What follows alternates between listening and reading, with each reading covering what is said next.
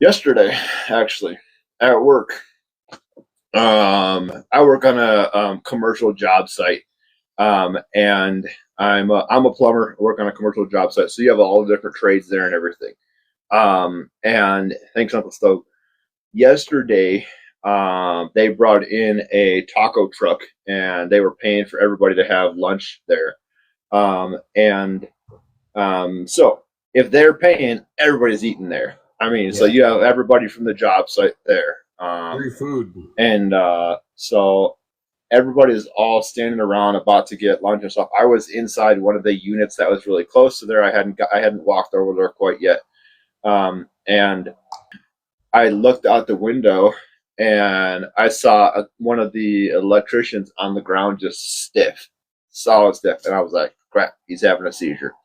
And I just went running over there because I'm like, I knew as soon as I saw him, I knew he was having a seizure. And you got probably 50 to 75 construction workers that are standing around like, I what? Like, and there was like, some people that knew what to do. I kicked a couple people off. I'm like, get out because you're in the way and you're causing issues. Thanks, Yeah. Sherry. Um, and so, and then he was a big dude. He's probably 350 pounds or so.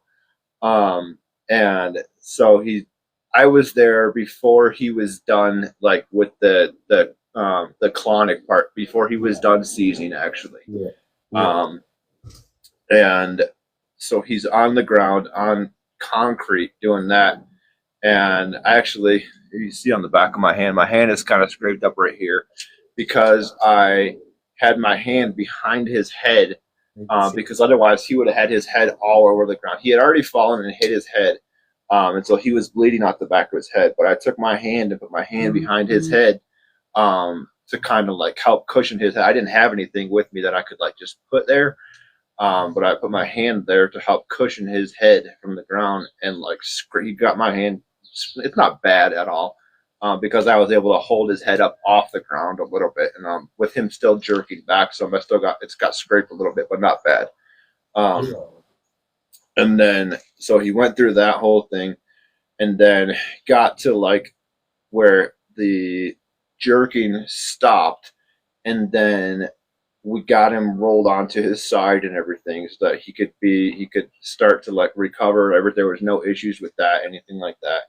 He didn't vomit, but he did have a lot of like mucus that he spit out, Yeah. which is just as dangerous as if he would have actually vomited. Yeah. Um, For sure.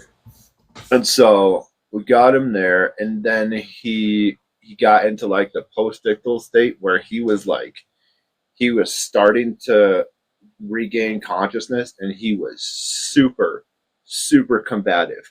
Um, where he was pushing people off of him. Like we were trying to keep him from like standing up, getting up because his balance was not there. And he stood up a couple times and tried to take steps, and then he fell back down. Which fortunately we had enough people that were able to catch him and like lower him back to the ground gently. Um, and while he was still having the seizure, someone called an ambulance. And the ambulance got there. I mean, we're right around the corner from the hospital. So the ambulance got there in like 4 minutes, 5 minutes maybe. Um, but by the time the ambulance got there, he was still in like a super combative stage. And so I was able to help with getting him, like, we had probably six of us that lifted him up, picked him up off the ground, set him on the stretcher, and then I was like holding down one of his legs, um, while they strapped it. And then I switched places with the paramedic and held down his other leg, while he got that one strapped down and stuff. And it was a battle to get him like Yeah. help get him like all strapped down. And then once he was all strapped down, they took and they put him on the on the ambulance, and the whole ambulance was shaking because he was just fighting in there like crazy. Oh yeah. But that's the hard thing about the post-ictal state is that you're not there all the way. Your body is doing a lot of things that you don't necessarily know.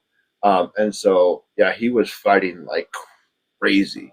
That's He not good. grabbed one of the other electricians at one point, um, and almost threw him, because of how, I mean, fortunately, I Yeah. mean, his mind wasn't all the way there, and Well, so he wasn't moving in a way that someone whose mind is all the way there would move, and so he grabbed him and almost threw him, but he was able to kind of like deflect that.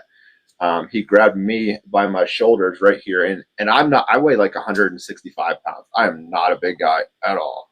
And you got someone who's probably 300, 350 pounds up. He's a big guy, and strong. And he grabbed me and he put his leg like behind my leg and was about to like throw me to the ground. And that would have, I mean, it would have hurt because he probably would have fallen on top of me with where he was.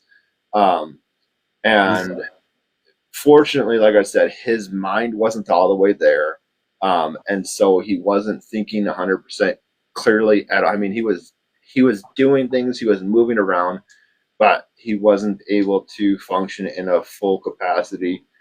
He didn't know all the things that he was doing, um, and I'm sure whenever he woke up, he didn't remember doing any of that stuff at oh, all.